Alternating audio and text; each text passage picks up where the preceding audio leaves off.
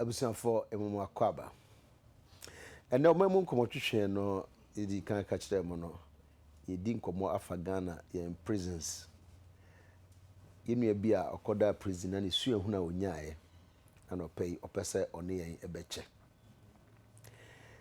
1441 ubetumi e de asembisa na asa adwenkyere aba medikan aka se prison na no bi betumi ato obi a enye sebisa bi obi a waye bone nko a obi su kura ho a waye bone nso so na sotwe a e wo se yede ma no ya twema na tra empo court ni na asem e ma yemu ya na fo nso so wadam emfie edunum aduonu ne akire betimi ato adamfo ato nua to dofo bi ti na komotwetwe no e fa ye nyina ye ho ye nua obeka ye ho Chris akwaba ya eja etisei nyame adom nyame na medanase okay nyame na medanase meni obi a meka se medanase nyankopon na medanase adeti na wo stress nyame na medanase wa kana be impress why me se edum pempen so bi a nipa dase ni de ti se sebita frache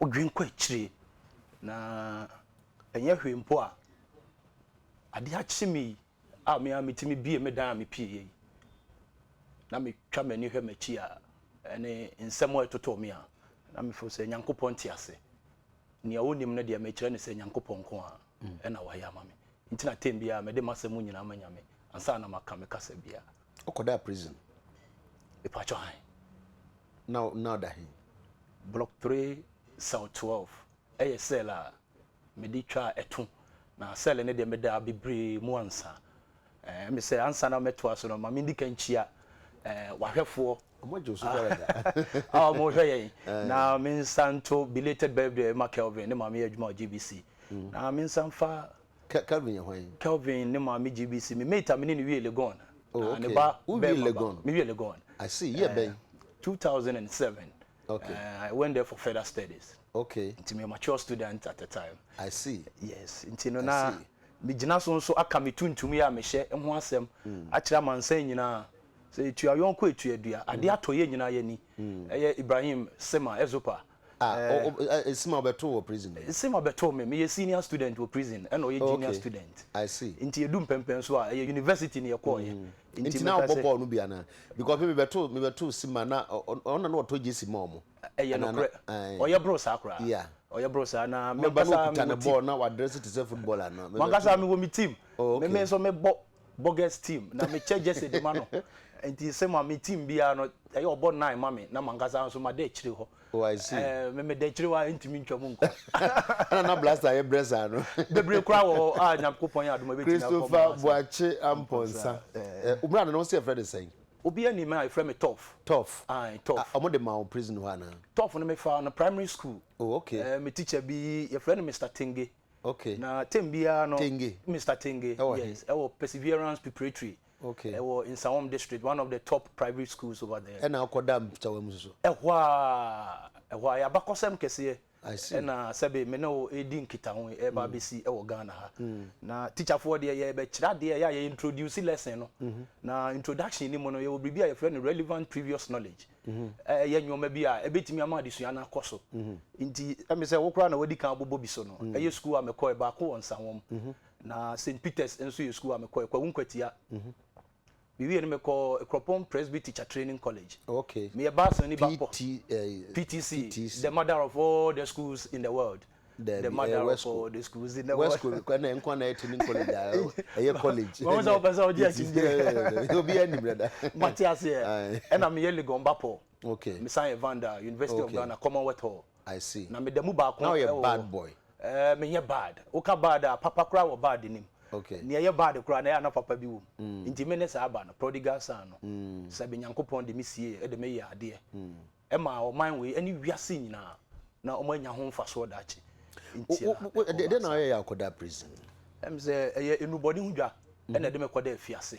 Cocaine na de me koda afiase. Wo na akoye ye. Edu ba bi no meka say me na me so a me koda ho. Me amadwen e ka ho bi. Na mum yi ma na ye ya. Obi yi wo ma wo wiase mu a No, let's get it clear. Now, what ton be? And I will be the mouse if I come baby. Then they see. I say, Gadi, no, what can be womb? Your tongue, it be more so, it be more so the Yania woman, the media, no, me town the movie. Okay. And for so a woman on a menyake. It's now ton. Men ton be that, men ton is a yes one and a meswa. Oh, because I am meswa. When I frame pushers, no. Oh, can you pusher? Pusher name in himself be a what you return. Say be a wood to call be a ha. Any other braka. No be say for the jab coin. Okay. But what we monunima de kuntunim nebo. Okay. Intin sebita frage obe so mu yi. Na wo de koduru a wetimi anya nya so benya no. Intina wo ye no Ghana ha na say wo de call baby. Me fa ne say Ghana ha say adwane nta nkoso sa. Nti wo de tu kwan. Akwantu mu nsem ne bi ne. Nti me kwantuni. Okay. Sebita frage e na asem ase. Na wo bogus team no. Bogus team ne do bi a ye fa okotoka airport no. Wo beduru say wo betwere odin. Oh, okay. Na you do ho some pempen so na mesande wo be ko manim kakra kire. So prison ho no. Obi a ye be fa okotoka bi na wo special category. Wo no ye bogus. Won kan special. Wo duru ho a say wo de won sem nso be dwie ye mpanifo no so. Na prison nim na ya kire kwan a won so be fa so. Ya tete mu na waba. No, prison for no mo business no. Ya ye ho. Mo amuso mo san wo mpanimfo. Ya ye ho na ya tete ye ho sa. Hwan na ma mo sa tumi no. Oh, sesa bita frache asama dokura na omudi mpaninsem ho. Enti no wo bedru sa prison ni mu a. Ho so na otomo tete. Yeah. Na wo no wo fam du ba bi a. Wo de wa tete no eye suye hu ma obi. Okay. Yese mfato ho na ma prison ni je. Amamfo takasa asem aye true. Mfato ho keke na be mo ani age. Oh, I see. Ma wo ha eso ntwa o. Na mo me yi wo stress eto nchen. Edu mpempen so bi a wo lawyer mbe fa wan court. O police ni bi abeja wa tumu a wo yi nani no. Sa nyoma yi a na ye nkasa ene ya gro bi a ye di e ma ye refi sa nyoma no. E very painful say wo lawyer ma o prison or say officer be fa ko prison court or say we nya car and say fuel ni ho. Sa stories ye tate pa. Eno kwa na egu abusua no. Eno kwa na aboman no. Sam pempen so no ye du no. Eno kwa na asɛ nyoma nyina wo ma mu ha no. Se bia prison na bo apeso se no. Nie na nam so e ba sa kasa no. Sa disunya kakra bi a wo mo no na asɛ o man. You convicted o? Me nya 10 years. Conviction. Chief Justice Court. Georgina Wood Court 21. Okay. Justice Charles Quist. And judge or dem two mo. Okay. Ya men ko bebre na na fa ne nsa mezo pakura sa judge no ana. Sa court no ye de ko e. Ho and ye de nyina ko gina e. Na won ko a wo ada accomplices na. Oh, there be mama ni nya na men ko ana me nya na. Bebre nso wo mo ye mienu miensa. How was it like, Chris? That na ye do ko ya after many months? I don't know what trial no it is saying. Me trial it was almost 4 years. 4 years. 3 years, 4 months. Fourth and back. But who defended? Cobra, I contested the case. Why did you contest it? Unya asemo a, we lawyer kese a wote ho. Unim say mra na unya asemo Ghana, Sabita Frache. Say wo court. Na court adwen bu fo a na wonso wafa ne sa. Tina wo lawyer. My lawyer named Joseph Quist, a very senior and prominent lawyer. So Joseph Quist before Charles Quist?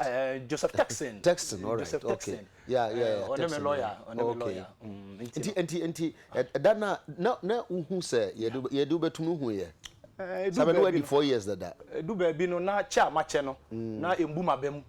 Me yo nipa bi ana emra no emra bi ana me beti ase kakra. Say kwambi so no da se brejam na nya asem abrochire minim kra na mete se odi nkunim sabe me oman bapa na me mfom nso da e wo man yi mu nti na no ne sabe bibi a me fe se atom ye di kan na akoba ne sa no se me ne me lawyer ka ye ntibom na ye nso ye ko osi se judge no e be twa ne judgment nti mabemu ambu ebra na me ko sa so hwe ni nyina mu no na mu adisua na ekodo so ye be ba adisua no ho ba se dana ugina doc mu a judge no e pronounce judgment no say okay kan nsem bebre nyina wie ye na o se nti ya convict o ye do atumu 10 years no how did you feel say na esiti na ya sefem usun edu ba bi a esu no mbama nipa ehu badanka unya obesu migu anisu bra ye de mikodu afiase no okay me da yesu ye wada na sabita frache nisu pram ho efa obenkum ne onifa okay nti sa 4 years ni na wo hefa na wo prison me da na nsawom ho 4 years ni mo no me di kan koda bia na 1 year really BNI cell, solitary confinement. And you pretty sharing. And no, no, beginning of the whole procedures. 1 year. 1 full year. Why 1 year? I may say, do baby, a bino dodoana free attorney general for one bro for mona more friendly procedure no. Procedure no paper review no be them 6 years. Because more train advice. Kasa kese ba kono no. And then your friend adjournment no. Sa kasa me no advice ni adjournment no ko do me do 1 year. Na ni nyina no bia na for the edoko court na ye de waba. Ya ra o ka kese no mu bi. Ka kese no matena mu bia na bia na de. Nti mu twam animu na ebi o na o ka ho. Yesra nyoma nyina wom. Yeti mu nyina na ye kokot do wa ye se hwinsi. Nti ye na mu nyina na yesresra de sa na de akoduru. Ebi mu sire nduane, ebi sire sika. Obeka se amu yasresrefo. Nipa esra de ni nyina police fo ka ho. Ena egu ka nim lawyer fo bi gum. Journalist egum. Ye nyina ye frafra mu. Mo fra mu lawyer fo fra mu. Ohu ka ni na etwa mu sa no. Nipa egum no. Ena me bobo bi din a kire. Lawyer fo egum, police fo egum, asofo. Soldier fo egum, asofo egum, journalist. Taxi driver for journalist and ye nyina ye busa aka journalist ben na hu so na ofrem oh say ken crunchy be twa mu but say be ono one follow man abusa for ka say ken crunchy come prison by as for be kan and say conditions okuhu wo ho no oba obeye strong campaigner for reforms can what shall say na say waja na say and ye ka prison hu asa so nti say okay so who say nipa na ya na o feel say lawyer be now so for the lawyer kan so for be now what say okay mo bi judge kura baby wo nyina fom mo nyina beda ho chachu ba ho bi Mr. Chachu tikata ba ho nti wo boss wa boss yi sabe na wo ho me wo ho na chachu ba okoja me so nti wo ye the senior obeto me senior personnel pa prison no manyin e wo prison nim prison na mani te okay nti no me wo ho adwen bebre e de boa man nti mo ho a mo hu nipa no say okay we sorry Chachu ni ezopani oh Mr. Adamu Dramani ba ye ne no a sakandi MP no ba ye ne no a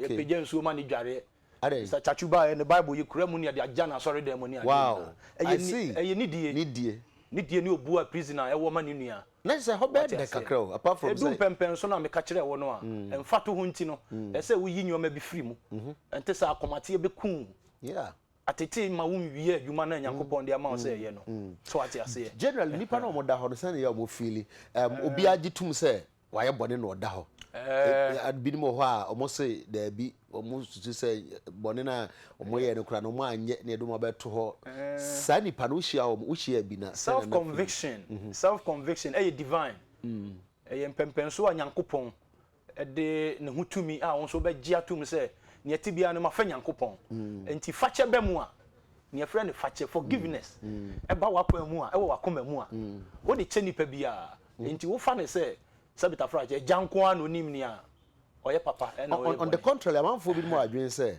we a prisoner o ye obi wo wakoma mu udi bi a lawyer ho ya udi judge ho ya obusuafo wonamfo sad no feeling na wo ho e adesua kase bi a wapeja na sabe anopa dia ne dia just a cutting razor e na meka ho asem afasa anwoma no e no se nti e na medical aba e na me bo whistle no entem ma obi a hu me on fra me whistle blower me pese me de sa kwan we so efa etu nipa nyina afo se sa suahu no efiri ne a me free hey omun yimfi won akomam sa yi ano prisoners ni nyina yi afi omakomam yin oh really me na me ka kire o enye nipa bonefo a ene ma sa tumi no ebe da adi fane se sabita frache ezopa kasem no a me ne te wono ne lawyers of fa ebe miensa me fa lawyer ba ko omun nyina ye fa omun ye ma omu bibi but ni nyina achi no sabita frache ye ko pie afiase o se asem kana nya intini nyina mu no ye ko pie afiase dodo na bi nso wo hono mo a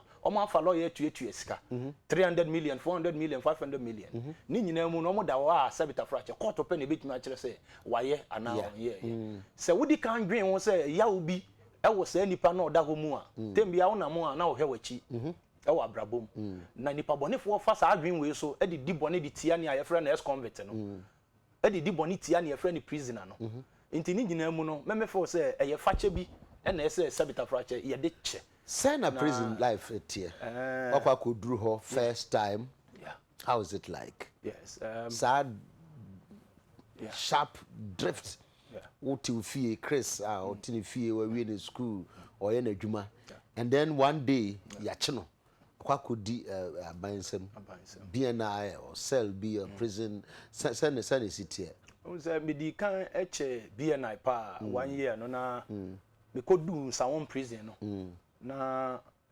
kasemo no me kasa it was miserable, very miserable, very miserable, miserable in the sense that when he ebo say fie we so a ebia na wotwe kura no na sebita frache Mr. Mika na tie finde o tie finde o when your constipation the p on fair dro bi ada na adenti na on fair duane nka wa no o wuni di na sebita frache tie fikra adew. Why? Because when you born your money be so our brabo mo no unhu da wan kasa say de we beti say when you kum kra untimi nso nda na sa tebia we no unhu ne sen lawyer unhu ne sen say betebia utimu a so bi de aduane si wani mu a wan hwa untimi ndi say ukogina ba bia obi a ono ehu wo seresere ogya wo kwan say kofa na kogya wo na odi udu a na fe de we hu nsan ya wi asete unamu a obebu nipa da sen. Those of us are here wanting apart from say you a dine no the wo kan nyina no you so what they put in a person say nia e koso sesia no sebe me mabetena he ma obi hu ne say agrobi na mabetena ha medi na me can say God's time is the best and what is written is written. Me ka kire minu anu mo da fiase nyina enyensa wo ma me koda epe anka fofo okoda ankafo nso there be me ni nipa atransa wo ama ye yi o ma akwa ankafo nti o mo ka me ho anope o mo hwe me ni nipa atransa wo hwe TV ho oh ye di TV hu dwuma ya na ya to oh okay e di nkotoku musika na to mo na mo to musi ensem ne doso na ba ku twa say UTV amanfo hwe anope me ka say ko hwe nipa ate mpintin o mo hwe UTV e no mo abusuafo a o ma maso ate okay moment cha mo nyina ye mama fisi apa yes enkomatu maybe one of these days you ever have a chamona ye dinkomo yes why are there say wetimi ama prisoner fo nyina achi mama so sorry nda o mo ase mo achi so me ma prisoners fo nyina achi mo hia mo sorry me mo standing ovation oh okay me bua mo pa I see so bia mbu prisoner me nko ade me bu no chana be pa na mo pehwe wo ho me kasa about politics na juma amudi ni nti no manya politics ade politics ade ye 144 wana busuafo na ye twetwe nkomo afa ye in prison what life took away from me there what life took away from me mo ho na say yasem na mo de to no nti say yen ye pia say mu ja yi na ye fiase ye yi mamo ye na ye wow I kan yasem kwan ya police fo chi ye de nkogu afiase kwan ya ebi mo tena afiase enso susu ma ban okay ni nyina no yen yasem ana mo yi ni Mexico na nti na ya fa ho atwere homa bebre say yen pese yen so ye na ye de kira nti ye yi ni saa na mo fi say ye yi ama mo ho ya de no enfo obi hu ase obesesa channel no na TV3 so adu anadwo a ya he mo news ni bi na ho entibro no so de akọ channel no metibro okay nti mutwi ni de mo ya de wo ho I see mama ndane masem no masem na me say gumu bebre be ba ye gusu ye di nkomo no ba kasa sa de no me relax yes so mo to mo TV na mo hwe all right okay fine so back to when say issues nti no unidi because what to conditions condition be na ehu onwa nti no ukoto anu no umpese obedidi mpo na sebi okoja na em say prison no tena mo che na du mpempenso bi a ubenyi na wunyi nso a enyi nwadwen mu nti ene okọ afiase a ade a chenwa ade esen nyina na wo ye nipa foforo gitum sa wow nti me bedu 7 years mpempenso no na me madane nipa foforo what you say my ya body nso foforo oh okay woni mi a woni mi sa bium eno ne ade ba ko say to nipa bi atrim se na mi wura mu na mi su a ade chi a enti se mi su bium abrabo no ye koye nim e wo bibia mu what you say enti tem bia no ya obefa mu kakra bi ti se mwadidiem se na etie mu ana motomo aduane ana se abanma mu aduane yes I know prison no mo did this 3 times a day ne ya na PR ne na se fo ka no omo kan wie kura sanke de ankofu gu omo nsa kogu afiase it is a total indictment to the prison service why evidence exists I know criminal law. Na wo di nipa hu dwuma. Usia law so kakra so ho. Me ya criminal lawyer, e ma prisoners ni nyina. Oh, okay. Na mu Ghana ba na ye frɛ me nka ho. Inti no sabi ta fa. Inti ya yenko kan chief justice. The next call no mo frɛ o. Mo ma me scholarship. Na onko me kusua de. Na me nkura bibi wo me nsɛm. Na me nso me de abɛbɔ ɔman no ho ban. Ma hu so constitution da ho e bɛka ho asmechi.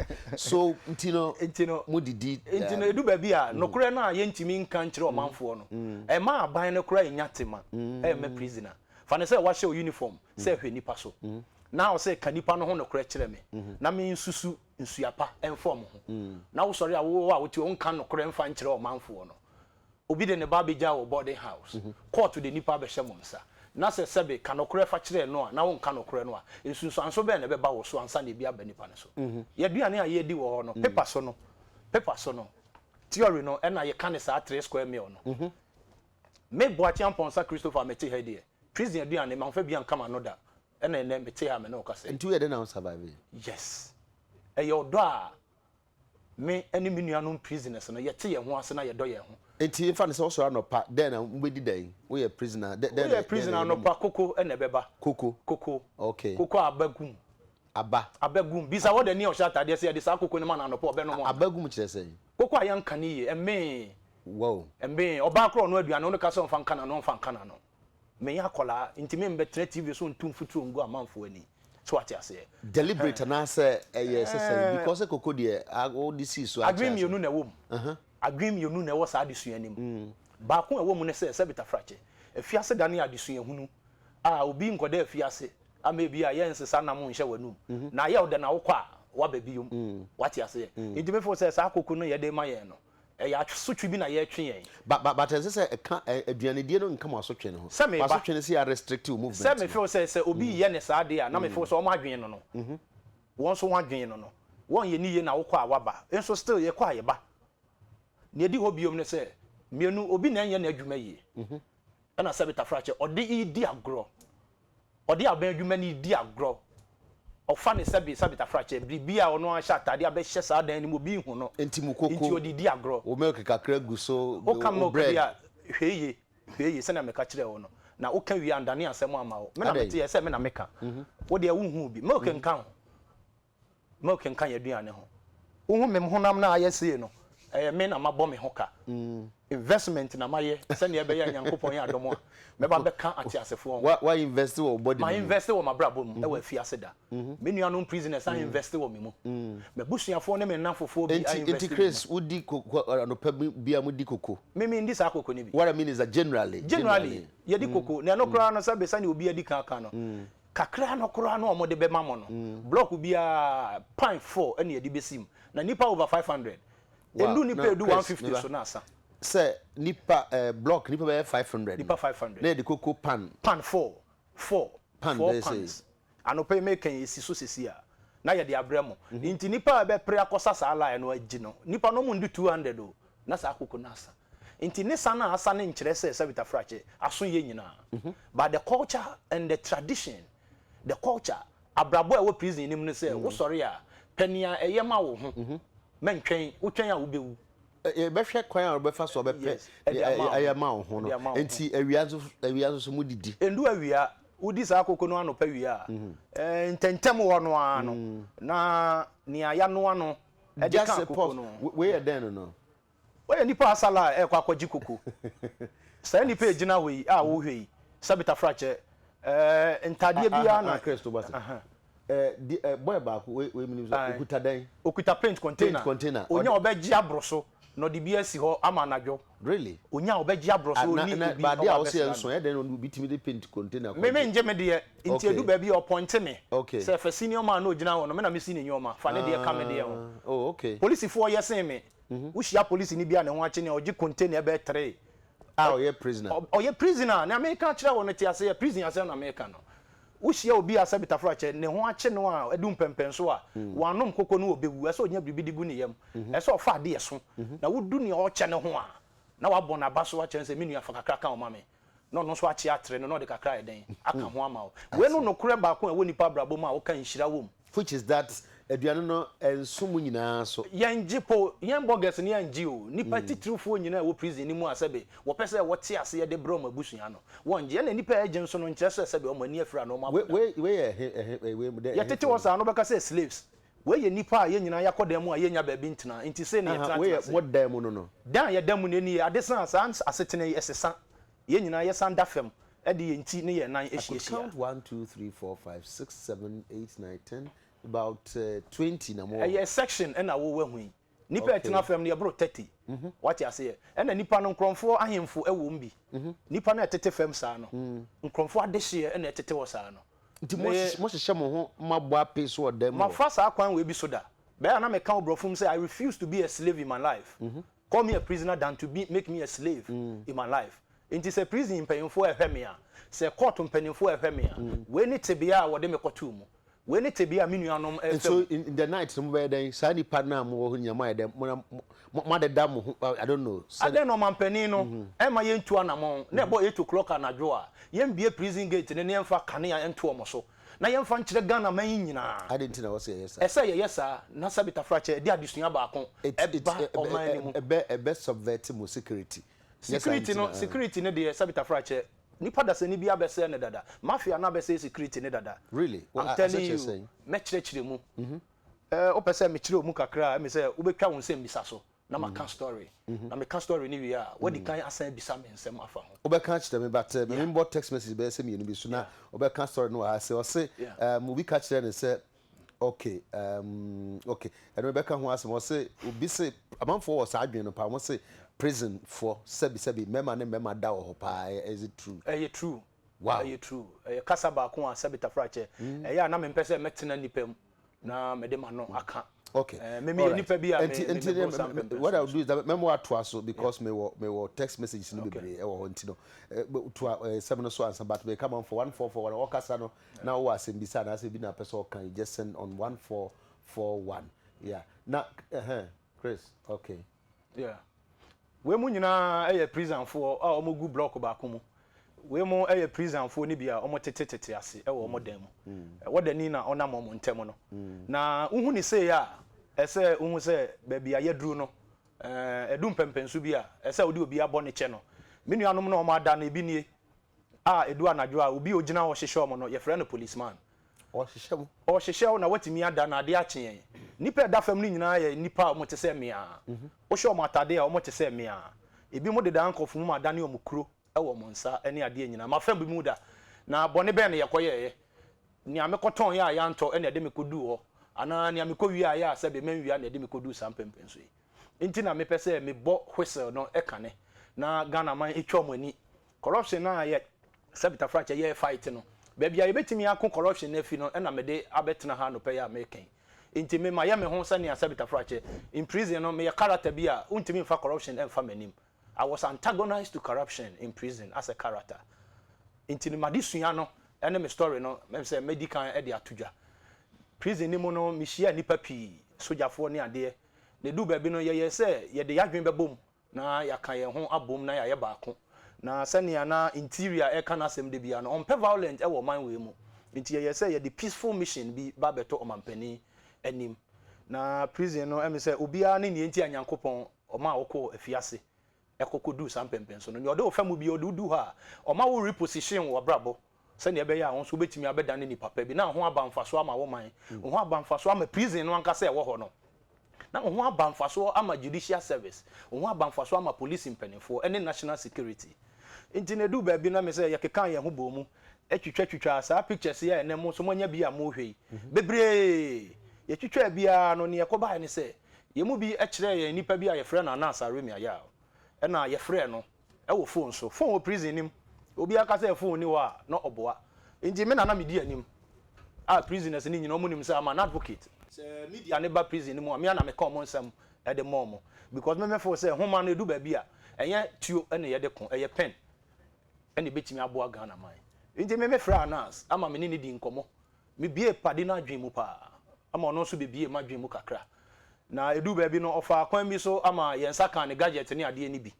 ama me twitwa prison ni mu ba bi e de kire no say sa de amede ma wi fa komo mampani me de me gidi se wo ye adwuma ma Ghana man sabita frache ye pe oman no anim ko ani tumpo mpanifo ehwe fie we so na mpese no kora bia be pie fifie ho na no kora nso ewo ho a eye baako udisia enchenche wo na fe krache ne nsa kan nyoma ni nyina wie no a me na me ye madwuma ontwa bibia wo prison ni mu da me hu ya ne so o te America California lawyer a o yi sa nyoma nyina de a kire abrochire man o yi sa nyoma yi nyina me bre me ho a me twitwa ye de kan me ho ma we ho no oh that be say una utwa we say me na me ye me nyoma nyina okay ene me prison fo mo kam mo wo ho sesi anope Mr Frank Tete Mr Frank Amegaji bebre soldier fo ne police fo bebre kan me ka se bi mu kura pie o mo she uniform a mo twen se me de sa asem we betudwa na o ma ba se court kura ne e be kwa no ma be di ho adanse e de agi amansan nyina e ho no mo na tumi no e wo krache ne nsa kan ye no ko yi sa nyoma we nyina de cha abrochire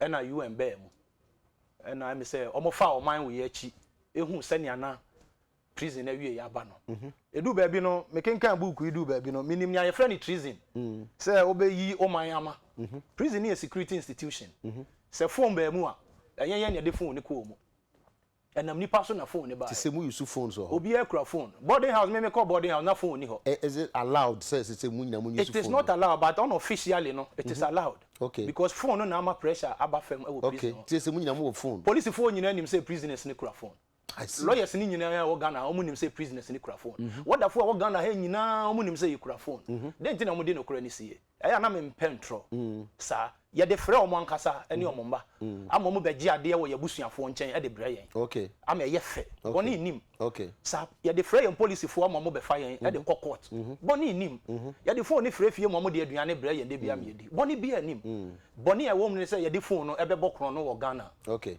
obetena fie ase na de phone na ye bone eno na ebe ma bone abem na mo se prison ne hu se ye fa sa kwan no so a na so mo hu se ye so ye nya phone ni bia ye be yusu hwe nsi mo kwan se mo be ma yin phone na ye kasa fa mu a na mo so ma monitor enti se mo ama ye sa kwan no a na mo pese yan kasa ye fa kwati kwan bi so pe phone no a sa kwan no so na ya fa ye yusu phone no meaning prison officers o ma be ye prisoners a mo ba ye o mo so nya phone ni bi cry oh really meaning what that phone penny for bibria o man kasa de phone no etimi brɛ yen say ye yusu sabita frache ense o mo yes some conditions but okay we come asem ni wie mama no nsi enti to aso enti na du ba bi no crache na ye friend na ase no ekoyi sanfoni ni nyina wie ye no twato so ye ya eno ne prison officers no mpanifo ni bi be ye baako me pesa ka ye hwe conditions eno na ma ye condition ase no okay because obekata abone so me memfo abone so oni omo be ye baako no na o implicate me sa ho no I don't me pesa bit no because me tira oni enti ama prison na ye say no accusation it's an accusation oni ha eno wa yi na no mate aha enti no me pesa let's punch that mama ni hunu a me ko hu ye na akwati ya prison no ene yeah say o kasa about generally conditions are more let's cut that bit off wakasa o your lawyer me hu ba bia won so o de wadwen akodo yenyi ye ho no mfiri mo na ye mra mo conditions no because I know he say wo campaign and also na senior me here or Simon Kanchita will say you are charting a good course well done and then yan chat is our course na I be here when you know I mean senior me here all right you mo to binko pharmacy all right okay me say nani age ho say sabita frache man se sam adwen all right na ma ba be kan atiasefo okay yes and no one ye hu aduane amudi enye ye hu baby say na mu sida so obi na hyehyɛ mu ne wo mu ne say aduane no eno na metie program me te say more na mudi ne nipa de na fete ewom okọ kra ko bisa prisoners na o mo hye eye sa adwuma na o meka kyerɛw ebi mo apie ne nam krom sesi o meka kyerɛw wahu edu ba bi a se ubu nipa na o wodo ma nipa no Chris more no mo fete ne sei se eye kitchen kitchen as a Congo kitchen bisa no o ye twa kitchen ne ba TV so na wo hwe a 2014 ye mfasa kitchen we no aduane mama Christopher am call Legon e ko teacher training ama me ndi mu aduane da me ye enti omodo mo nan na fete mo ye nuanom timi edidi e wo mo widua wakra me bitom wow wafa ne nan amfete a nipa 4000 ye dan yo mo aduane e ye impression e na e wo mo trim se omo ye ne sa ntem na de chi ntem a omo timi ase bo aduane no enti ko notice board no so ne ye omo twere gu ono de omo de dada akra me ye teacher ni se me bo ma baso a me bo ma baso ma yade ni anya nso de me ka kire mo se omo nye enti na mo that time ben prison no by 4:30 no ye bo bell ye bobel on say nsem no twitwa so ntimi nka no bebre say do be na so de akofa baabi o say baabi a wote fa America de say ntina mpese o de baabi atonfo no ehun say ho eden no ehon no boho me na makodamu e na menim se ne hyehye e na menim ne awon a wo prison no omo hia sesi a ntina mpese ye di anu no ho nkomo no ma ye di ho nkomo na ya ma ye nche bi so kakra nia ema eya waba yen ye wo ho no entem eye bibi a ye friend government pardon amnesty say me koda wo mfinsia na ekire ekoye mfini du no what you say saban no ema amnesty a o ma amnesty no woni din mu ba meka say nipa dasani a oya aban adwuma no ombu aban no ombu aban no ni esi na meka o ni esi na meka ye wo ho na ye de paper aba aban no jail prisoners na ya kan o ye jail prisoners yeah fane so obi da condemn na we twa 15 years obi twa life na we twa 20 years and now 15 years now by my amnesty now you know if it's our life no category anymore near the number sentence of 20 years yeah into no one enja wo yo abenja ba enja ho nko ba bia afa na wo ba betwa prison 20 years no o da life and now condemn 10 years na sa ban de won so ochewo a oyi hu fi condemn a no stand the what to afia se ho abiom na wa start take out your central life into no ya kokora obebubu kojo na wo de yawu oya branti a obedane akokora e wa fiase ho na we ye kwase ye bubi a me fe say system no e de ibu nipa da sani kwase a se ye ho po beba mfaso amagana anga meka se nya hwe na ni nyina echi no se nipa e firi afiase a awa etu ben na country no esan age no na che se ye de ukwohye wo mechanism nim se ye nse wo inti afiase da no bedane sikaduro de mo obi inti ye be hwe se mo aba no the reception said you see jimutum say na sitie but wo ko condemn so no so condemn de wa nko hoda de bia me da ho e wona me ye me massage o right inside ho condemn me ko ye massage de bia mo ye massage ho machine e wo ho a obi a ono so akodare se adwuma ni mo e friend o se tola o de ye sa adwuma no e de boa ye nyina wo ko nipa pi ye pedicure wo mo be siesie o na so am fine e wo condemn nipa pi wo mo ye talent o mo pamontade ne ade o mo be hye ho o ben o mo a no mo so mo nya kakra di because won te bia o mo wo mo no enyen ye ho ne ye beboa ye ho ayeye nti ye kohia mu bebre no ye ho na ye boa ye ho nti aban pade na meka ho asem no yiyi mu bem ama san yiyi mu no emfi aban eso yae efi nipa mo hwe ye nso no eso yae what you say o mo yi mu de bi do edu baabi eyi bi mu de bi egu baabi nti wo behwe mu nyina no na amnesi ne kura na maso po ankeye na maso kura po ankeye ebi wo kura tim se homa na nkasa ne emfi aban fi sa amnesty me na me ka kire 28 December amnesty na target particular prisoners I mean ka se mo kire na mo betimi amotu ho anamo enye nipa a ye ja na sikrom ne ha me se nipa no me ka e de agina so ka se ma kire Ghana man nyina madam for ba ko ni case no na murder case robbery Supreme Court kra dismiss no se ontimi nko inti onko dem no nsu ade se bita fracha oji obi tax na okuno edu ba bia mankasa me ne aban ne be ba ko so ntwe waso 28 December 2013 memenda ye wona ye say aban ya ja say nipa no ne nko a really me kama mahama tu ho anamo antisa obonefo obi adi bone de ahye no enye say me kan ye nkochi owusu e wo krom na mmom ye saade no e ma ye ayetimu no na ye pese edi su ade keke corruption pa ye friend corruption prison ni mu na akosie ne ho nje dede a ye wo krom no ye mra mehwe ni a ye de ye nuanom na efam no and the corruption is in terms of say nipa on fata say man amnesty kra yetimi man amnesty ye amnesty ni man I'm a living proof say amnesty so dey discretionary nipa ko na o ye ene amampanyin no bia na no kan ye nti ase so obo nipa bi din say so mpie ene kwan a nipa ne bo ne bra wo prison ni mu amampanyin for say e fata nti ase opie enya ne akoye wa bonte na amampanyin hwe so obe prison ni mu a wo live good life and then me tell her make say it is because of the good life which in me I have the confidence that nobody can discredit it. That is why I'm speaking like this. Into good life I lead no any me nua no mo aka ni nyina no ye mu bi na about discrimination and about be rap prison nim eno na fi politics about be kan ye ho e wo prison ho eno na ye say bibia no so what you say because the politics e be prison nim a ye wo dani ono sha atade so ye MPP NDC a no be hwe so a fane so on pe aban asem no enti bia be no de betit na mo instances bi say a lot of instances so what be a political a lot of instances exist but they are not supposed to be. It should not be like that. Be enti say with the politics e kokra ye fiase da I'm telling you the gospel truth. say Supreme Court ama ho kwan sa de a na me for say Supreme Court na afom say won fom so de na mra we e na to sim so what you say se na mo yare a ana ebi wo ho a ye convict no but bia no yare ebi kura na ya ma no da duro bi so ana bi sa and yare ya ba bai bi ho we so pressure bi ho so diabetic na o ho sani parone ma o special treatment bi okra de na wa be wu kra se ya do ba wo sa te bia no so a ene due na me nim say ezopa me pie prison nim ama Ibrahim Sema homa me ne na twere kura mentimi am publish ono kura be wu Sema ho odin owo me nka se me doctor de du ba bia na e me say aye me aweho nti se yare bi kan ho na de beto afiase ho de a due ani amane hunu due e wo ndam due wa aduane di mu due wo bra wakoka wasem a kire wo dani na onya duro ma de no no so beye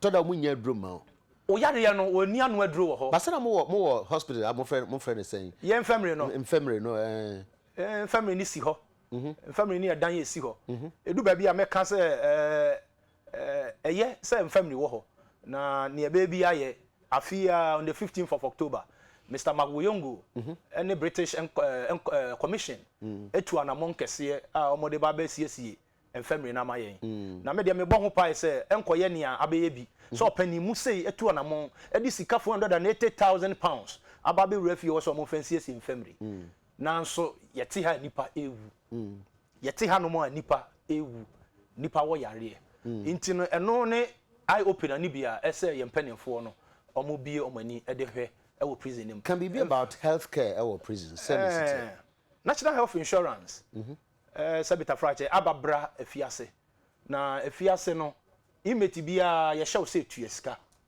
for your health insurance card okay uti bi sen wafum na yese kode afiase na afede obe yare akọ hospital a ode afiase a wonye adwuma bia no woda utua yesi tua health insurance ni sika for prison director na bisa na sesi a e wo manim so obetimi ayi ano a ebe me de wo nyankopon di mu oyo bad time pa oyo lawyer ka ho se ote wona na adwuma ne ye ni se a na dachi bi na sotwe bi na ebi ebe ba ne so ye prison fo no na yetua medu ba bi a eye nhu no wo sentum rika de sika nyina be hye yensa okay because omo gigi sika no kra no mu ni ba bi omo di sika no ye den eko na mo wan hwa na akodi oba akofo bi bottom into healthcare delivery services and are very poor na sabita frache teacher ni say me I believe in corrections.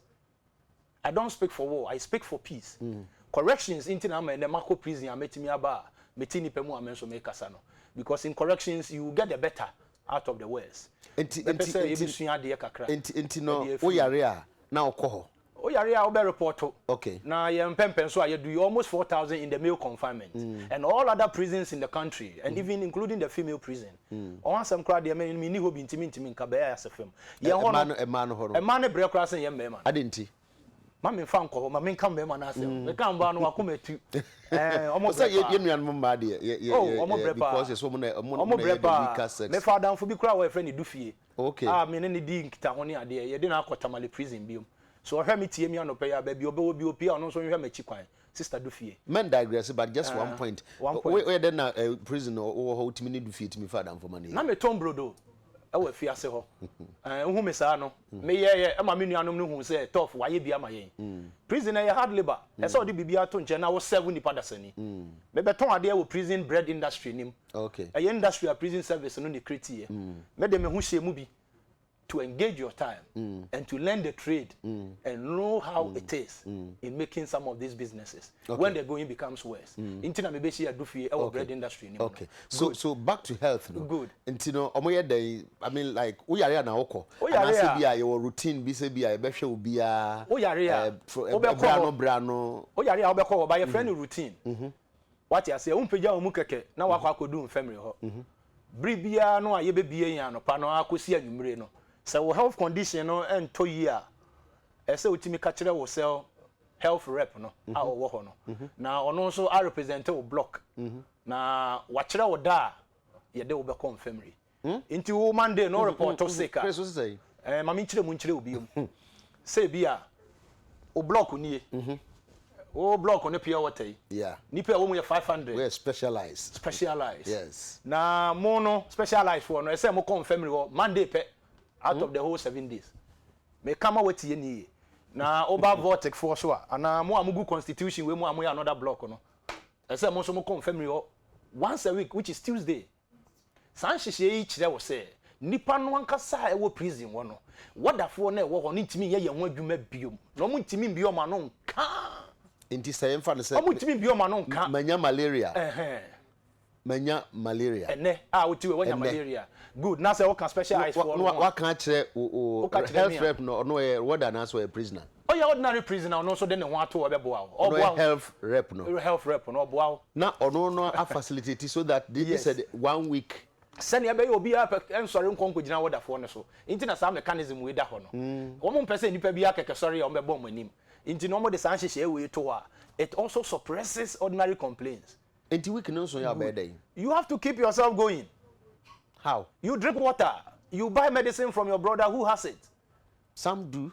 You have to go and buy it from an ordinary prisoner who has dedicated himself to sell drugs.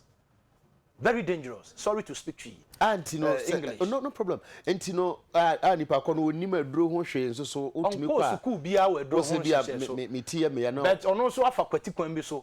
Ekura nduro no dodo no a. Obi wa na duro no fi ase no ma na yare ne ko. Nti nkae no eso kode konkoma ni nua na ono so gibibi hye ne ho. Nti ode koma wo a wo ne drug store no. Nti me so ma beton mi nduro di ama wo. Nti won so fa kwan bi so na ton makwasi ono yare malaria. Prison asetena no ye ka ni yoko obi ni ye ka ni onim. Emfa ho say expire drugs no de ye nkura no expire drugs no ye na wo metugu ye so. Prison no ankasa na ye de expire drugs e begu ye so. What does that mean? Yes. Un say fiase no ye dan bi a emu asem mpie. Good. Nti boni bia no e ho na ye di suma.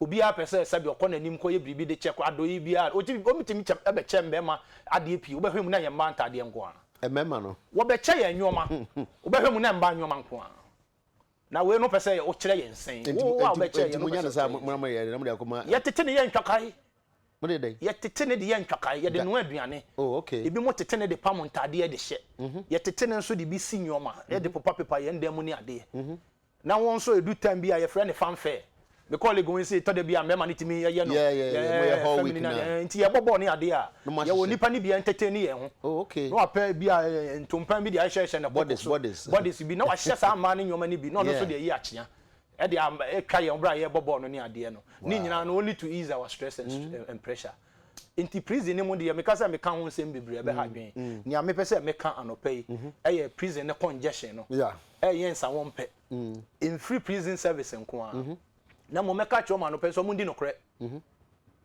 prison ne kire me se mi ndi nokre yeah omo hatete me awie a nkranfo be ka se o ya wo jata bi ole keda ni obana mo tete yen abeka Ghana ho a mo tete yen se ye be fi a ye me den ye me di nokre na ye nya asem foforo ansa amfa be fi ase enti se mo amoda ya no mo ndi nokre a emu nsem ne sen PRO fi ankafu prison ye frɛ no wo air or cancer won prison asem omo ma na nyama ne kwa nani endu prison ni mu da onko Lagos da o kan Lagos asem inti na yese nsem bia keke na yebisa prison panyefo a omo bi omo ano ete omoka omo fa bi mfa yenso na anamon so yese media ni tu no mutu anamon no du prison ni mu a ma yemfamo enkoye asani a mabazu no ye kan nsem bi de kire mu keke na nsem ne ye bosire muka ese nhira amba mu amokoye no so ena nhira amba ne ono so ka asem na kire wo no so sa bone no mudi sie Ghana man no ebo Ghana man nipa na da woni hia freedom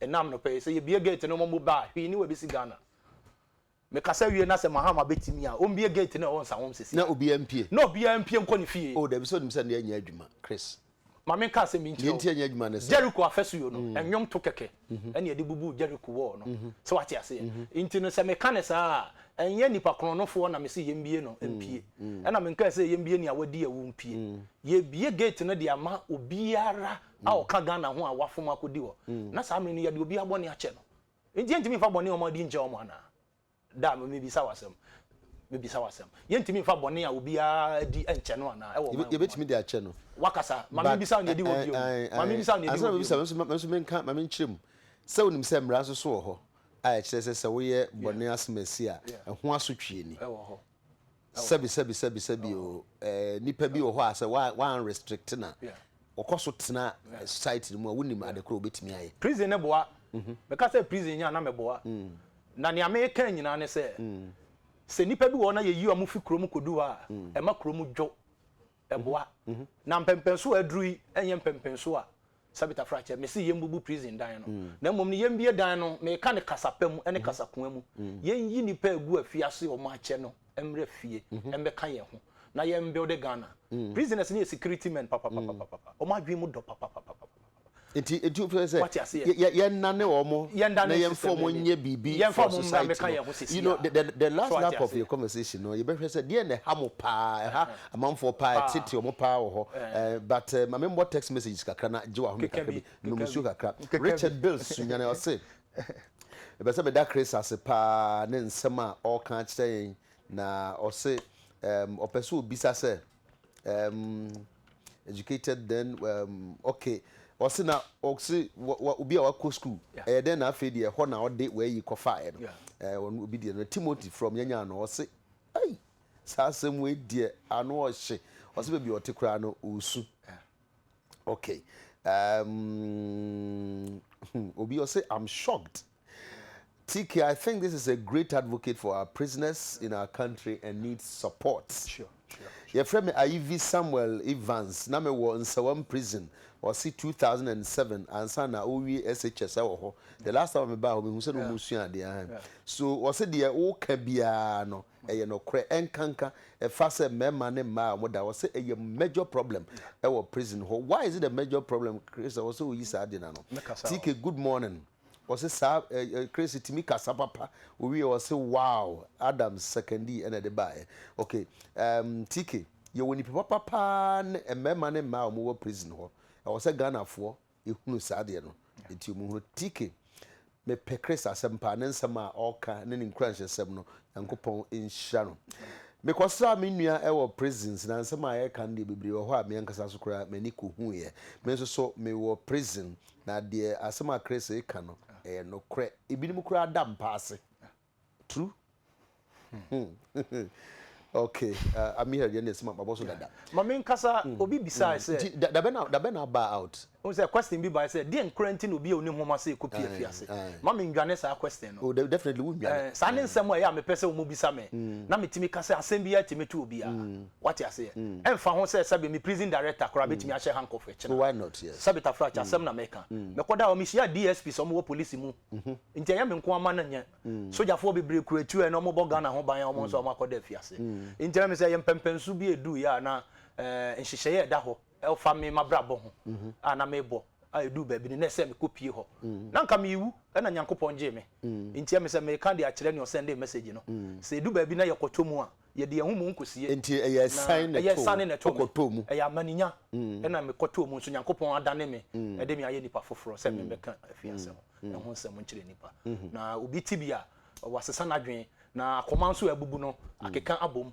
na adofo omo ti omo ho afi omo nuano mo da afiase ho no omo atwi abom ye be kasa asem no say the reception ya mo pefri no but who ba out da ben me ba out 24th of October.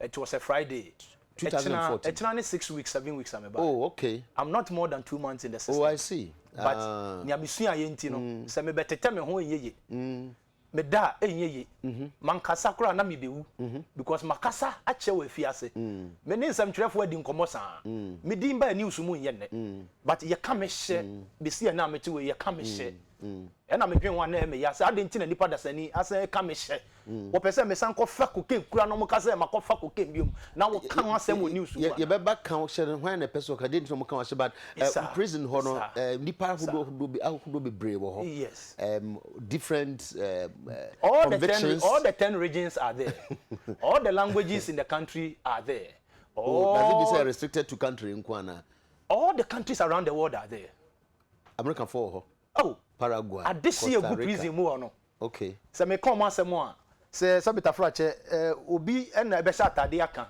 obi so come as maybe obeyi ne ho nyina kwatere kwa because ni ekoso ye nipa no so tumfo tie mi anope ya o mpegya ni mu wo mekasa ho ne nananom bi ebre se chebi he ni tie mi a o mpegya ni mu sa GP tie mi a se national security boss Mr. Yadonko se BNI boss Mr. Pius Awoliga omu nyina aban na yi omo nsemu nyina hye omo nsa won nsemu na sansemu a meka nyina egu momu ntwen kra omo twen a so boa bi ebe ba aban no so bia no won se so omo na amama ho kwan nipa mekoshi omo no ubisa membobo bi so not necessarily a D, but so what come in who say American for Temafo obi a ho ni mafo oh tema eguo ashaman foguo kumase kofodu afo obi a ho bi oh na akesefo bebre kura omo na abrofo ho abrofo kura de omo chese bebre what you say sabia ni fry for prison nim nipa omo ani sebe ba ko eni enuanom Nigeria for Burkina Faso Nigeria for de mekasa wie na so aban na nkofo omo ankomu fi a ebe hye me ese omo nyina akọ keke why ensem bi wo ho a me mfa ntudwa ese wo mu gya omo kwan na omo kọ yesa echina no de asem foforo na bebre Ghana me wa boro tofa the opposite amount T finally but me misa question we say tell wo ba yi say na reception no city me ni atofem me busuafo agime atum all right na un say me ni amede atofem ne say system no put in place no me sure bia me hu ne say wo kra sabita fry we potential prisoner me take am me be nyina ni ya obi a potential prisoners ni nyina ni ya obi a ni nipa no kasa ni mu ntade ye hye omo de die mu ni a me fa so kra de kodu ho no mitimi se nyankopon bi na do me ntimi mi hu ne sa no me hu se ne a sabita frache me nkasa me ye holy o na mom no me den ni nipa bebri atena me wa fi ase no adwen a wonya fa me ho no me pie ye no na me pese obi anya adwen foforo e fa me ho se ne omo nkaka se me ni kuo bi akodom eba be ha oman na metimo no okay me ni kuo bi akodom mom eba be boa man no enti se ya na ede ben niam be ye se enan yes na ususu se ha I was say correct no immediately but before then no Israel was say hey nyankopon boa Ghana Chris nyame enhyira wo pa se o me te sansem we say bi yenkoti bi wo bia na o se pe wasem pa obenya nka wo ye nadamfo nti wunya namfo bebre Chris me pese de usi fa wasem na wo kan si so apostle no o say o ye si wi wo prison ho ya mpa boachi na ebisa sasa o kan anokoro eye o kan anokoro eye ebi wo ho na enyen a ye komu no na sebe ye de ko na eyodo a obi wo ma obi na ye anasa adwuma we edeba ntedu ba bi a me pese me nso meka ehun sempi na ye se aponche se ni wurada ho ano no so se ne ho nti no sebe ye kan nyina no ye nsu ade bi enfrimu amamfo ta kan say there are myths be about prison for example you share your story bi and the amamfo kan mo se obi timi kwada prison na wadoba nche ebe gba na yi na ba o se sare ya na je so be san ye bode na wasan kwakotu ni ba nche minimum bi a wa pi o wo so manya prison ni mu no wo land okay opie ye no da opie no akoba e prucha nti okodu so manya no na se o san fa phone efre obi wo prison ni kire ne se na sase no ton sister Ghana no e wo prison ni mu no onji ska no so mfa nhye ne ho na obi ono afa wasase a wo kofie wa ma obi nso odam so omra magiska nti ho no ntokwa bi na be mu ntokwa ni mu na yakote sa truth yi bi nti prison ni mu nsam no de bebre si but how when na unya asase o prison o chedu ba bi a o ginyoma bi boso oh okay yi wani kura fifi a se okon me woni pa ye kuromu ye o me woni pa ni bi na ye bie gate ni so obeka so mafie because o asase ho oh o japade ensase enkwa na wo ka wanya asase wo Ghana prison ni mu no konya asase meka edi ahye nyankopon mu nyam se saa nyoma no mo de ahata menuanum bi ani edi nyoma bi a wabisa ho a mentimi fa mensa ene mesenka ho asem enum bi nti no huhum bi abehye omomu amomu ntimi nka no korapo ye yi omo se mo de se obi fikro mu a mo ndi ntro keke nkyere omo wi a na wakwa akoda ho nti hu ne kata oda so a mattress wa hyehye beses oda sa kata we so a opefia aba yeah sha say o kan bibi say obi timi kodi mate ni bi wo sa hey Chris where no sabe tafrache ejana bia wo prison ni mu nie atonko ye wo WC wo oba obenya bi so akoto na we ye no mo a ye kofa we mu me ka ho bi me yemi ho mfiri mu a ye nyina na no pa wo a wo kɔ no se obi gina wani teacher fo koso soldier fo koso lawyer fo koso ase kire se we ne kire se congestion ni nti wan koye ni se a wo be se wo ho we no bi etime koto so a na wa triagu wachi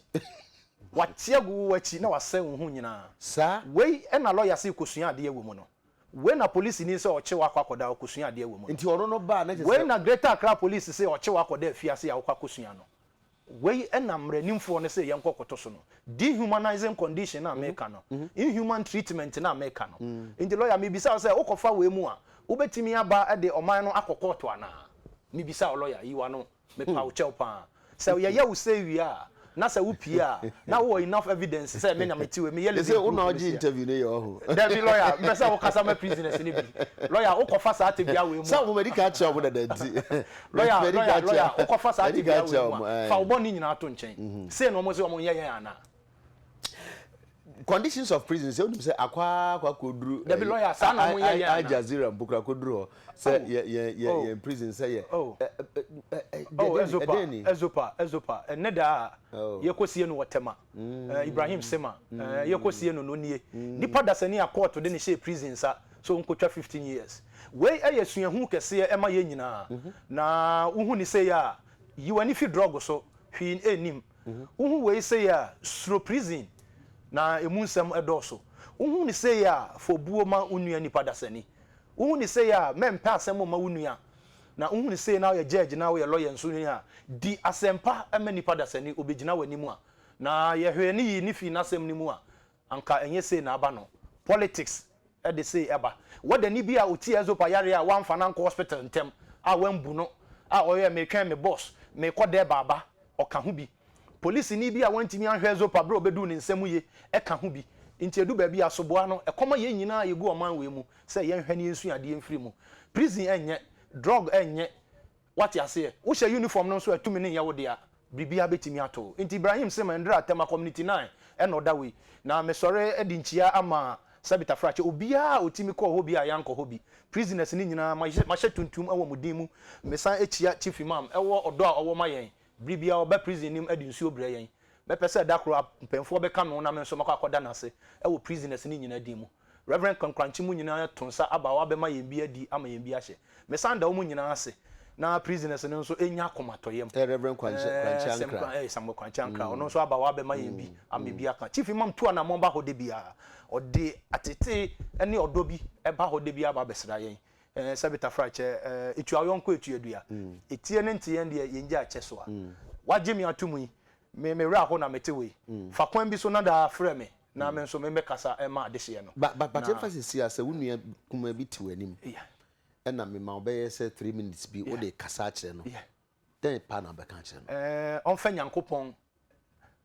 emfa ye ni bribi ansa na edi kan no no na onfa mra the fa prison efa prison e so onfa nyankopon prison no du mu afa nyankopon kane ansa na adesua bi a opese wunya no aba wotiri we mu na edi ho bi mu so no is it easy so be fa nyankopon or prison ya bomb pie twice a day menim say condemn ho be du na de bia mo bomb pie bebre ho no de ye nhyehyeye so obi bomb pie sin obi a wo Ghana prisoners ya bomb pie sin obi a wo Ghana ha metimi age ho tumi e wo ho no e wo ho ya bomb pie sin obi a ye aduane a ye di na mpaebo na ye bo no eno kura ye se wo kafa ye ho no emba enti no edane asudi nti ya mo hu results e wo mo mpae no mu result ni bi niye e na nyankopon ahwe me ase be memfiri mu na mo mpaebo o mo bo ane se ye mu baako be pia nyankopon de ne betu ye mu so omra medi sa adwuma na medi nti ye mpaebo abamu no a me manwu anka metimi awu sane Ibrahim Sema awu ya poison me 2 times wo prison nim me di ye e ma me fe ye me ka asem no si me yi nto nchen nti me yi to nchen nti hwan ne bemu a obekasa ya asem foforo nti ma me fa nto nchen did you munya instances bi dim ho a ebi nim wu ye e wo prison ho me ne gamali da dem what happens me ne gamali da dem na nia esi ne se eda Adekye ya gamali efi mu no na me hata me nyoma mu ene ade e wo me sel anim na adekye ya hata nyoma mu saa onam a wo ontade ompabo mu na gamali any team of prisoners ni bi ebo mu kura bo a me hyehye me nyoma ne ade nyina na me ye va prison ni mu no ka senior man no ameka ho bi okay me ntoto me ho kwa senior Chris senior tough ankasa no senior tough obi ani me issues your friend date and time. Oh, okay. Me bibia ni wa me ni date anytime e wo ho. Sani court akire. Nti no gamali bo amani ade nyina ama me wie no me ma ne bibi de cho ne kotoko mo de koto bibi.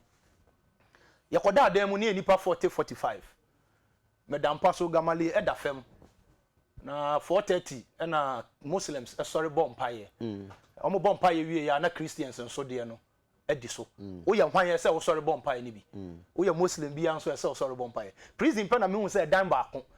Ye nua Muslim fo ni Christopher betimi ayemu adwuma. E bi edum pempeso bi asa dan ni mesi bi Ghana na ahwe. Dan ya e betimi ama Muslims ene Christopher nyina asum nyame wom. Ye e wo prison ya ye ma ye. Inti 7 years ni me hu bi. Ye bompaye wie Christopher bom de Muslim wie e bom bia de na gamale e da biom. Ye da kakra sa anda na e fa wo a Jesus officers aba e bebio ansa na watimi hu sa ade ache. Because I say wo na wo wani so na ya te wo ndan mrache.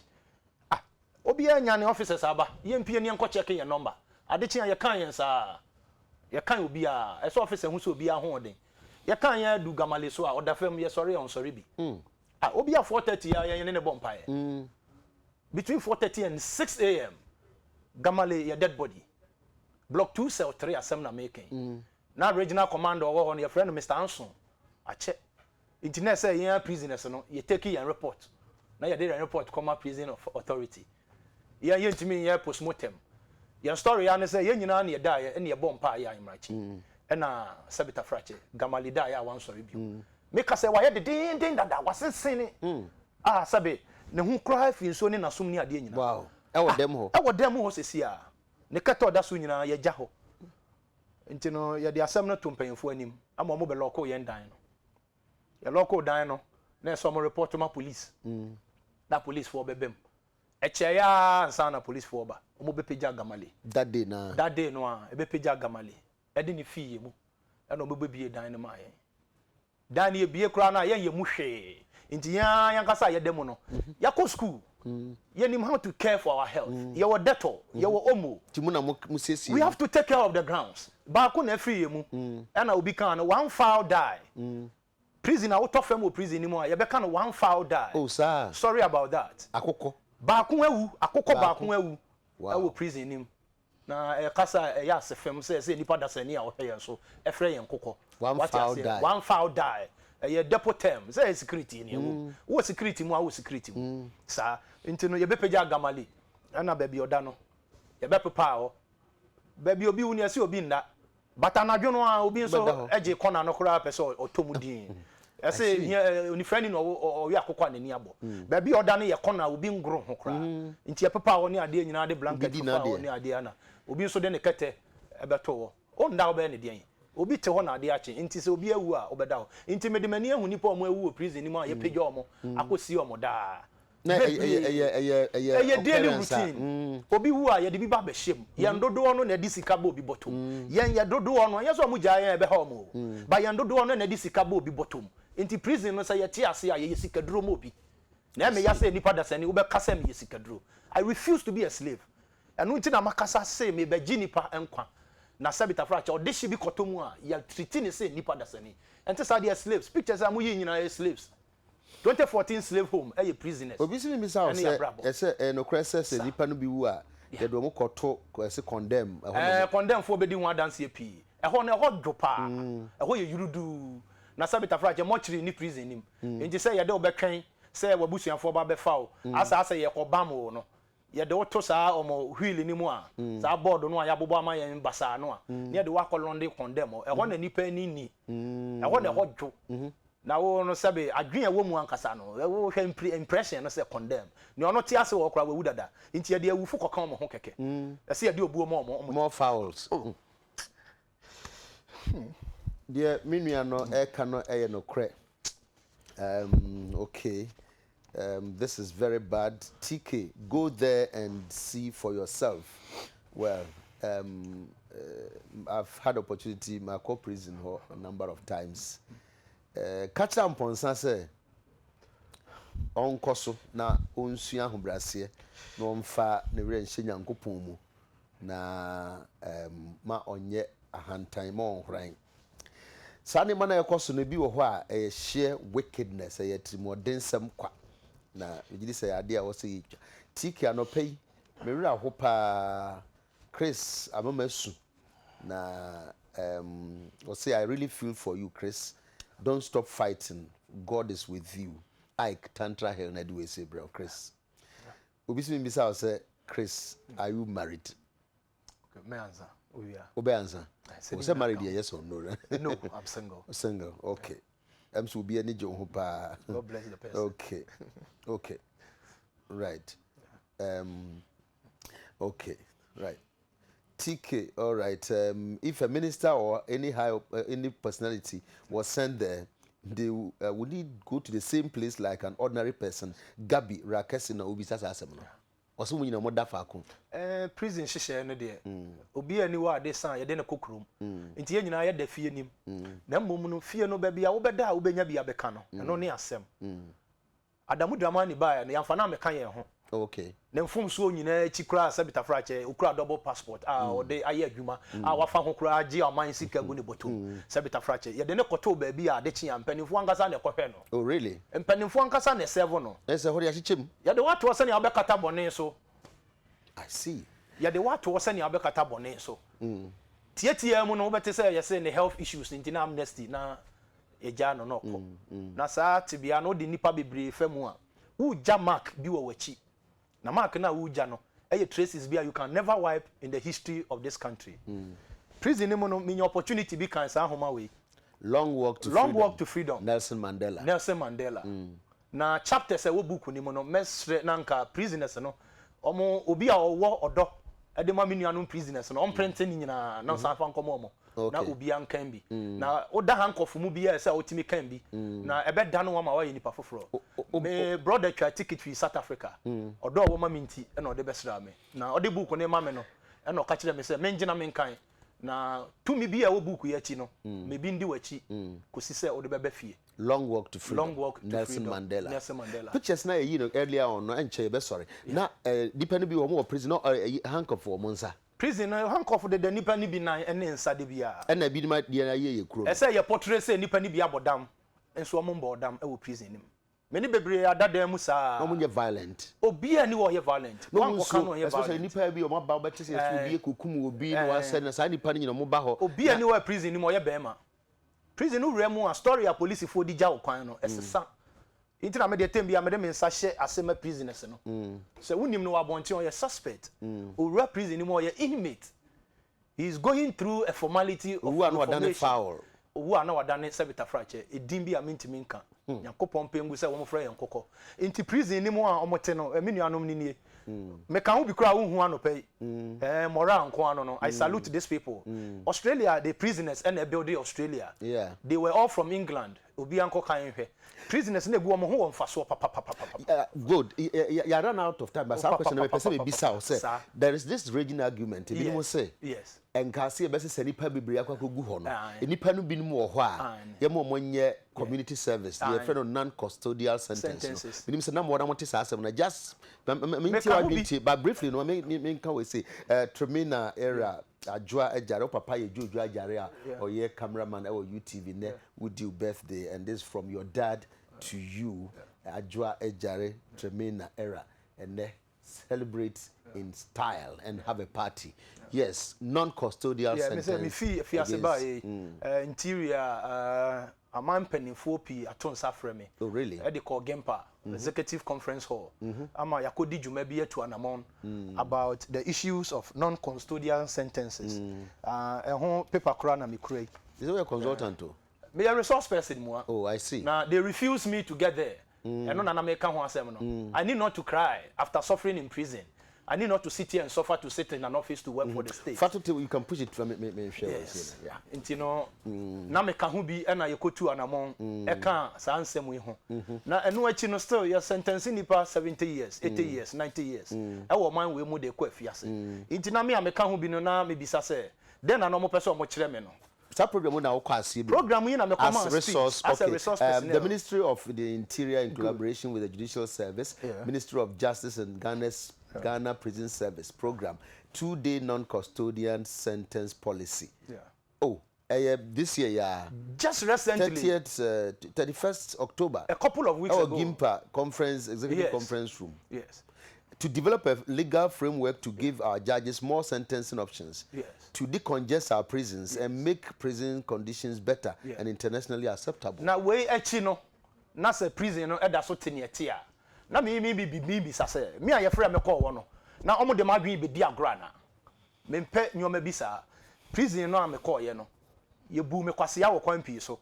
Ma ntimi antumi na nsi abonten da. Am me hwa abonten. Ehun sani abonten te for 7 years. Ansa na me de betena ha no. Ni nyina mu no me de ache nipa da sani. Fache me twa gate no. Fache na me de cheye. Inti nya mesra ne se omo ntwa mo ani enhwe mi nuanom na omo gu afiase no. Na ye njai omo. Hwi ni wa beba. Nipa ya se ye kunkum nipa ya ye se no bia ni wa sabita frache e wo prison ni mu sa. Prison ni mu no ni awaye e be ka no kure se waye. Untimi mfansie. Prison we go talk truth. Sa na ye mbrofo no. In prison you go talk truth. Be ka no kure. Prison no be ka no kure. Se okun lawyer bele ya prison ni mo be ka. Unkun lawyer bele ya prison ni mo be ka. Kasro yera o yera ya te prison ni yetimi kan ba bi o hye. Yetimi hu ni okun no. Really? Ah, Mr. Professor Kofi Awuno, Westgate, Kenya, and no problem. You bubu down your kuno. Ya wahana melko bubu ye. Prisoners set me transfer sana yesre. Sir? A jato to chrome market akesi yeshina. Yati prison na yesre keke. Nipa no motion mo ba mbeka. Don't nipa eshesen. Nipa dasani na ma bonisi.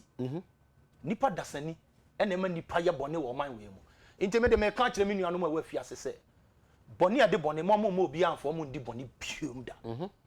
Boni ade boni mo bia ni wo be mo bi di na di boni da top bunko to dwe di asre omo se mo bia ni wo Ghana ha o be ma wo prisoner abedi boni da. Were there instances obi timi be fa prisoner di ne koye boni ana say while the mo outside the prisons no na obi di omo ye boni na edu ma be dua ho bebre wo se me kan ade be che wa hanom nti me kasa na maka no which me ja kasa na to say which is which say omo prison no obi be for mo koye ana say outside the prison gate o prison ni mo no ye hihye boni na to ho de ama no na opia amana koye say owo prison no e na wansua ade amana koye say owo prison no e na osua sa ade no e da ho fa ne say lawyer ni ewu kwa e wo krom sabita frache me kakasa na ya chi obi a ofi prison ba ye e de na tum say owo prison no lawyer ne gi ni sika inti no osua sa esua no e wo prison de be share no na enim enso sabita frache once wasi utiase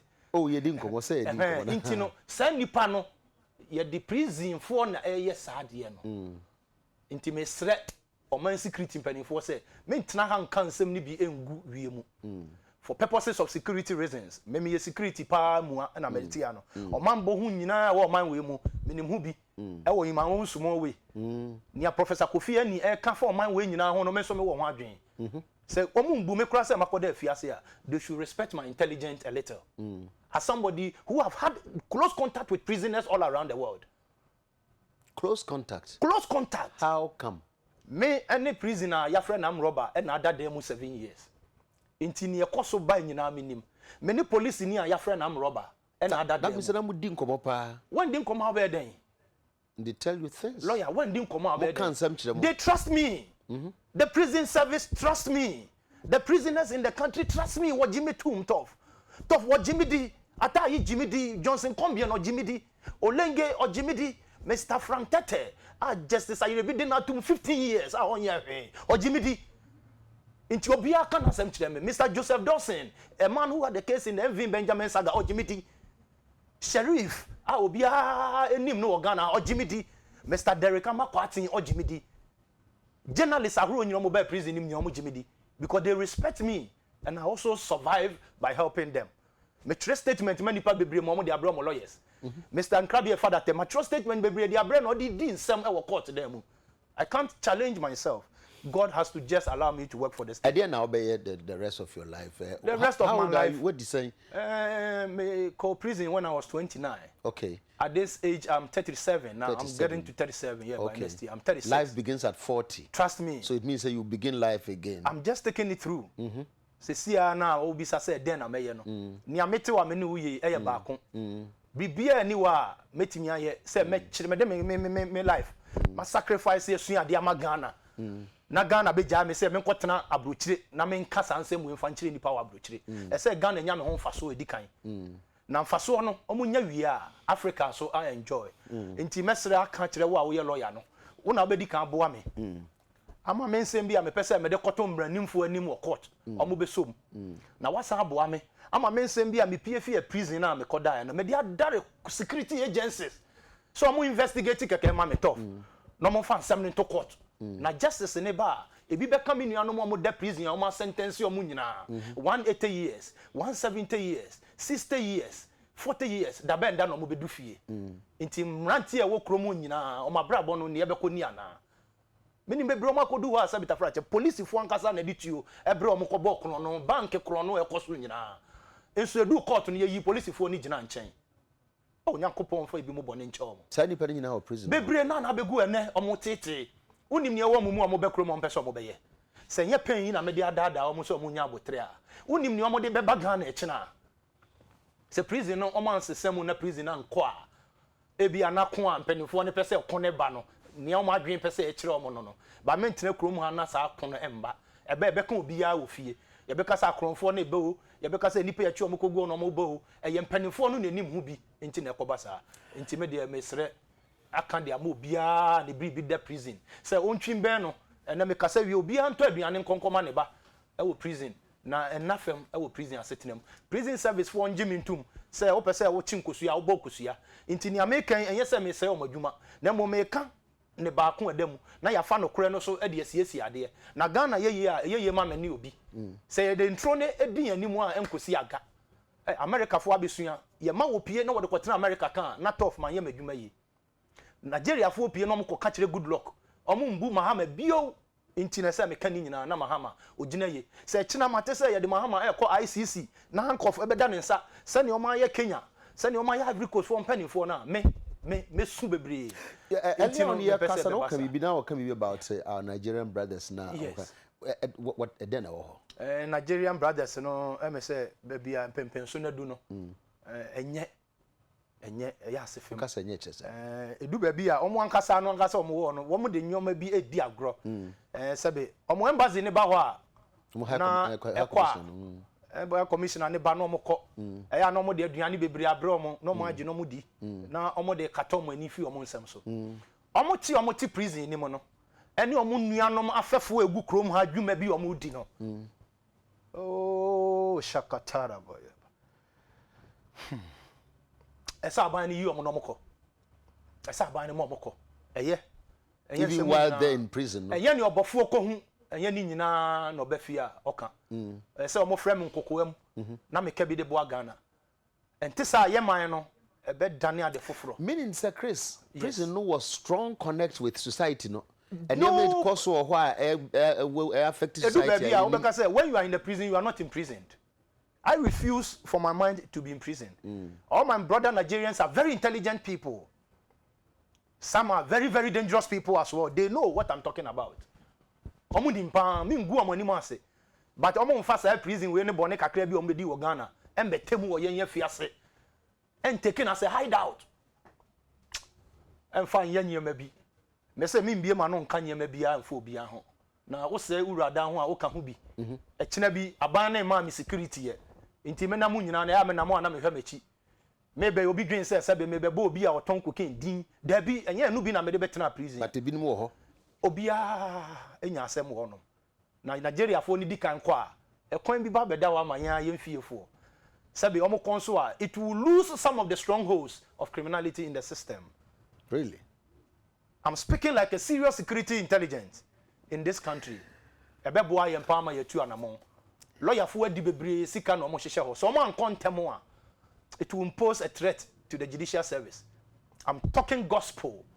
It will impose a serious damage on the image of our own judicial service. And we will never like it as lawyers in this country and as policemen. So this is the time for us to speak the truth. This is the time for everybody to listen to what I'm talking about. Now, Omon Fabria Odiamami UTV and find one of the greatest opportunity in the life of this country. Nasa picture here omuhui. They should keep playing it over and over. Adichi bia no mo bedi dwumeya. Mon kan semi bia maka no fanchiro man. Na e de ahotie bebre Ghana man nyina.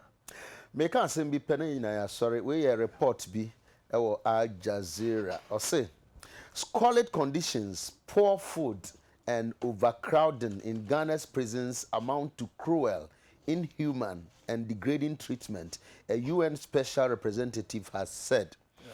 The comments by Juan Mendez, UN Special Rapporteur on torture, on Thursday came in the wake of a Human Rights Watch report released last year that criticized mental health care in Ghana for its reliance on forced confinement in harsh conditions. We story we say Al Jazeera website will be a kind be. Now, during his 6-day trip, Mendez visited prisons, mental hospitals, and prayer camps around the West African country of 25 million. It tells you, say this story, no, a fresh story. Now, finally, I'll say the overcrowding in some of the places that we visited is particularly severe, Mendez said, an Argentine human rights lawyer who himself was subjected to torture in his own country during the 1970s. If there is inadequate food, if there is inadequate medical treatment, if there are unsanitary conditions, those are by definition cruel, inhuman, and degrading treatment, and in violation of the UN Convention Against Torture. What kind of torture and yet what kind of torture? And which Ghana has ratified, he said. Sad story we Oko Al Jazeera Obekwa Koto. Caption was say UN officials, Ghana jails cruel and inhuman. And one this is a total slap on the criminal justice system. This very release is a total slap on the criminal justice system of the country. Intimefo say sa kase bi abadea na sabi oyiwa na yebeka ni twi mu oyiwa na ye ntena se ense mi obi a memfo abone so nti se ye tena ha na report yi kofi abrochiri ebadea na ye humanimfo no mo we hefa so obi be fi UN na ono aba be hwe aka kire yen a na ye director no ne law no ekosi hefa na ye police mpanyefo no omosika omogigu omobotom ne kosi hefa nti me feel say sa nyoma bi sei no e free ho kobadea na papa lawyer na edu ba bia na e kakasa foforo de kire yen nti ye hwe ne so bo ye problem na nsa na we mu abem na we mu ba mu de a na ne omampani ne no mo ya passem de ama no sana me so me hu no ya de kase pa. Okay.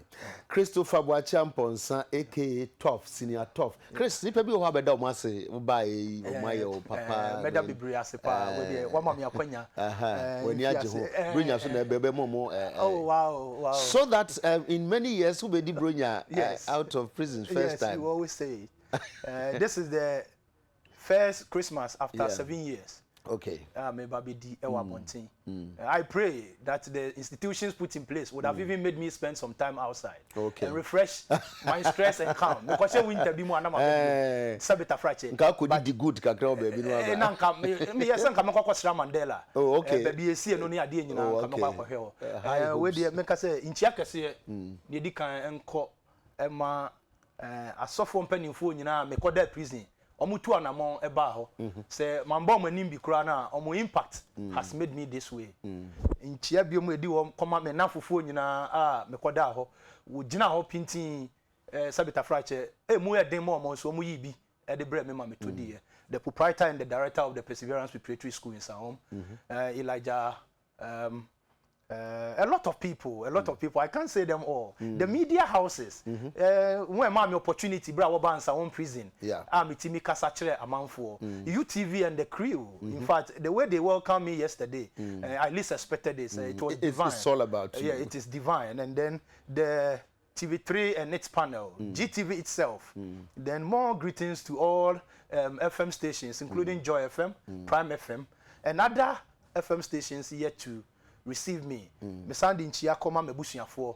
And me am a little daughter and Abnam Ponsa for all the care and the wait some of them has had for me. Little daughter near wow. I had a little daughter. Okay. She was giving birth when I was in prison. Wow. Yeah, with a baby mama. Just like that. So it was out of all this regret some of us have learned. I also salute the command of the University of Ghana. I won't disgrace the image of the institution by passing through and finding myself in prison. I only want to tell them that time will tell. At the time, this is how life is. Me teacher for nyina omo ne me call PTC. Ene ahoden a wo ba prison nim de be hye me mu. Bebre na na fa akwan bi so ba wo be kan nsem kire me. say me pia ma me ngu omani mu ase me my school I call any adesua no e ma wo hu say in fact I was really a campaign in the classroom me chia St. Peter student nyina any school for a matchra dey a na bi mu ye nurses ne doctor for and lawyer for nyina me chia taxi drivers nyina na me driver for a wo ye adwuma nso ma me besra me obi am be ka me ho lawyer for mpanyimfo ene judge for mpanyimfo nyina me nsem a me dia beto dwai ma omo mfa ne se ne amomoni bi na ma betoto ahye obi anum won fa ne se nsem bi anyankopon afa me so e dia beto omanyi mu political heads any figures nyina no omo hwe nsunsuanso a politics e de be bre nipa prison na yemfa law ne so enyi politics enfi prison nim na obi kodamu a wakodamu se oman ba wafom ono so abeda afiase a oba aba beje nsakraye de aba bebo ane mai se ne be ya bibia e be yeye michia BNI boss Mr. Pius HIGP Mr. Mohammed Alasa omo bo me ho ban meni adwemboni bia wo kro we mu na nipa boni bia ma me pa asem amame na ekina bi no dwuma esi mani so no amba mbedane ambutu last enchia koma prisoners in fact all the prisoners in this country I salute them my block 3 cell 12 and my block leaders and the prison regional commander Mr. Rabos all my books he has seized from me. I played with him. He should not throw them away. And now books on it. One Jimmy books in okay. I'm a tray from my own heart to use to help the country. Okay. It is not any book which is wrong. But when they do this, it shows a secret. It tells them what is happening over there. So they should call the national security and release my book to the national security. And they should call me in front of the whole country to come and tell the reason why I wrote those books. Thank you so much. I was here for that Chris as a Christopher Boachamponsa. Your body brand say tough. Earlier on, me catch them was say story be Oko City FM online. I'll be start story. No Kwame Ajamu Ghana ni bia. It's about 27 years ago. You buy no first we kumobi. 27 years later, it came out says I know no ubi abekamu no crack, but he was in there. Now we pictures now. We ho. Or te ho da can't say onkuni fie na usuno. Now you can't say. Obia or the prison be as or daho, but we're talking about conditions. It be and one man does or say it's inhuman and cruel. The Ministry authorities in one Casambeka for some time now, you're casing non-custodial sentences, and you're Ghana said, you may be why ya kiddy if you so why you're trained and nasa boko, and Casa Brim. I was found to pay the money and ya will you your programs are cano ebekoso Christ so yedase your bonfire man say you chart a new course, you can start all over again, it's not too late. My brother is on faces and Nimati Mrs. Sammy Bray and you also turn around na ebeboa pa enti sa and it now those of you who are Mupe kasa pa no toda kasa no bo ka this time MTN say o ma kasa no haye de kra kwa you only pay for the first minute they are can na wakasa free all networks we need the MTN they about what they say MTN nkomode de nti bomode ana kopebi just register for free and it's absolutely free after the first minute. Enjoy unlimited talk time only on number 1 MTN to all networks. Make that call now and pay for only the first minute. Dial star 315 hash. Sign up for free. Enjoy the freedom of longer conversations, just like what we've just had with MTN and Commodore, and say welcome to the new world. Terms and conditions apply. MTN everywhere you go, including Ghana prisons. MTN is there. It's there. MTN. Now entertain your callers with MTN legendary tunes from Hip Life Legend, High Life Legend, Kojo Entwi, High Life Legend Kojo Entwi. Send 26 for Akonoba, 27 for Bomen Commodore. What prison am I me pe nyom pa se nyom be pa na wo pe lately sisia metu me pe yenti obi alumba nyom for bombing commode or 30 for minyantaba and to 1355 to set your caller to MTN everywhere you go nti obi bo nyom fofa na mote ho enyom bia mo bobia yepe na mo na nyom no ye mpene sa akeke mu nsem no cheche na motie mu nsem no sa nyom amekan me obi nka se mate na meka bo ma me na ebekwa ma prisoners nyina ano pe ombesa omani je omo sa omo hu ku wo hu ma nipa na bo ma yen Mubesa. Bomma yen anope mo bomma yen ni prisoners ni na. Why that the lumba nyoma. Well, we'll try and see. Me yire hukum me homa nipa na sanity. Why? Yes. Na ndo. Ye nuan ma omo prison ya no pe ye chama mo afin shapa. E bompa ye se de ade mo koduru ho no.